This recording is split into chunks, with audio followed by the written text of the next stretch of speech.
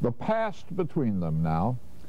It is not true that time heals all wounds. Some wounds are too deep ever really to heal and are passed on to the children of the wounded and to their children.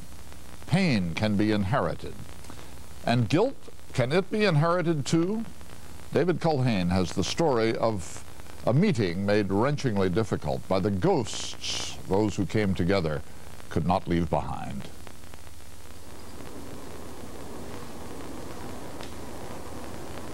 This candle is a symbol of our legacy. To remember the victims that have been murdered. Your families and many others. And now I would like you to remember your parents who have survived. They are lighting candles in remembrance of those who died in the Holocaust and in memory of those who survived. But the wonder of this ceremony is that the flame of remembrance is being lit not just by the children of victims, but by children of Nazis as well.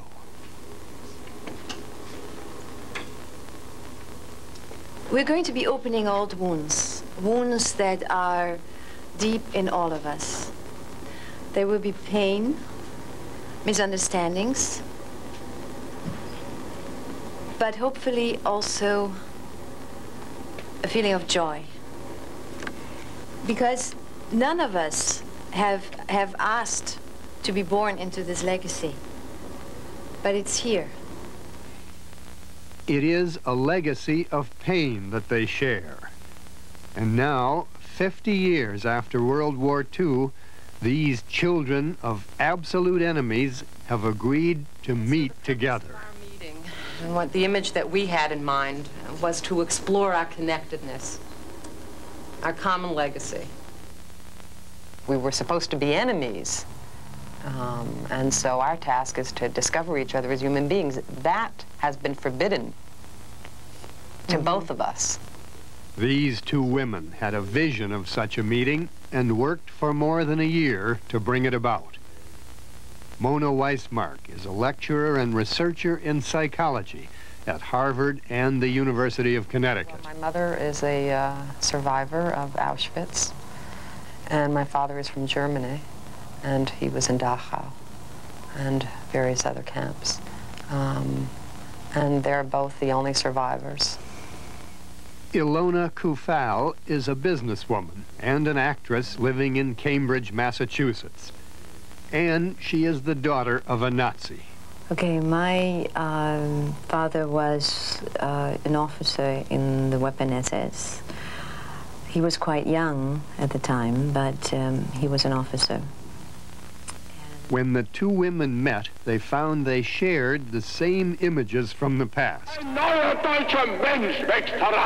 The same definitive event in their lives, and a sense that history had laid a heavy psychic burden on them. They felt that others could benefit, as they had, from meeting with the children of the enemy. People have a need to sort of go on. For 4 days last week in Boston, with the guidance of Harvard Medical School psychiatrist Daniel Giacomo, 11 children of the Holocaust met 11 children of the Third Reich. Our legacies of pain and responsibility are different. Dennis Friedler's father is a Holocaust survivor. Part of why I'm here is to discover what those differences are, and also how we can work together. I fell in a very deep black hole.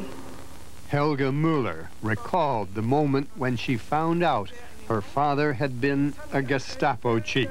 I thought all children of the victims will search for me and kill me because of my guilt. And maybe that's the reason I'm here, because I want to know what they do to me. A child of the Holocaust reached out to her. And I know I must not be afraid of you. No. And I'm looking for a way to go through this all and feel a little bit better. I don't hold you responsible at all. But Karen Brown, whose parents were in the camps, seemed to speak to the Germans on behalf of many of the Jews at the meeting. It was instilled in me to hate you. My parents did not like you or any of you Germans. My parents did not like you. Exactly. So I am here to just get to know you as an individual. You know. Many were concerned about the reaction of their relatives to the idea of the conference. Am I betraying my family by being here? Sally Berkovic is the child of Holocaust survivors. Am I minimizing their trauma? Am I forgiving? It's certainly not in my power to forgive, and it is too presumptuous even a thought about forgiveness. All my life, ever since 1945, when I was 14, have I felt guilty. Because there was a lot of talk of collective guilt. Betsy Kalau is the daughter of a Nazi officer. Finally, no, I am not guilty. Yes, but my father's generation sure was. And I want to make that very clear. I've carried his burden. I don't want it anymore. Because I need to live my own life, and my own life is being with you. I would prefer to pronounce it, I have a responsibility. Journalist Karl Sauer is the son of a Nazi armaments minister. And to do everything to make sure that it not happens again. Many of the participants at the conference were deeply concerned about the implications of the riots in Eastern Germany against immigrant workers and refugees. I think Germany, all overall, has, even after 45 years, enormous responsibility to watch the development and to see in the country and outside the country all the things similar to the beginnings of the murders of the Jews in the Third Reich.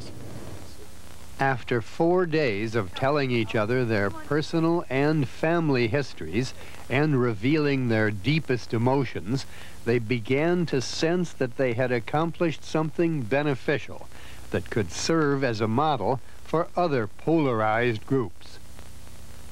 Natalie Fassolt calls herself a child of the Third Reich. I feel an incredible sense of relief and of a new beginning. I really feel I've arrived somewhere where what I've been looking for, and I have a lot of hope.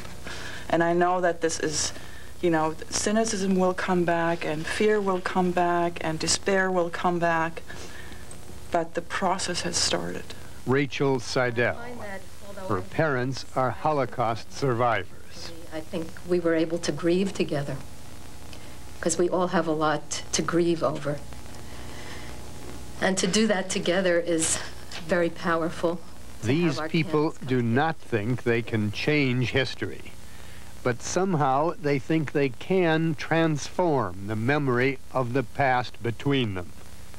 Mona Weissmark and Ilona Kufau. Remember our legacy. We remember the Holocaust. But in the process of remembering it together, we're changing that legacy. And it's a new chapter that begins. The title of the chapter is A Joint Meeting. That's what we're doing with this legacy that we are inherited. We're connecting it.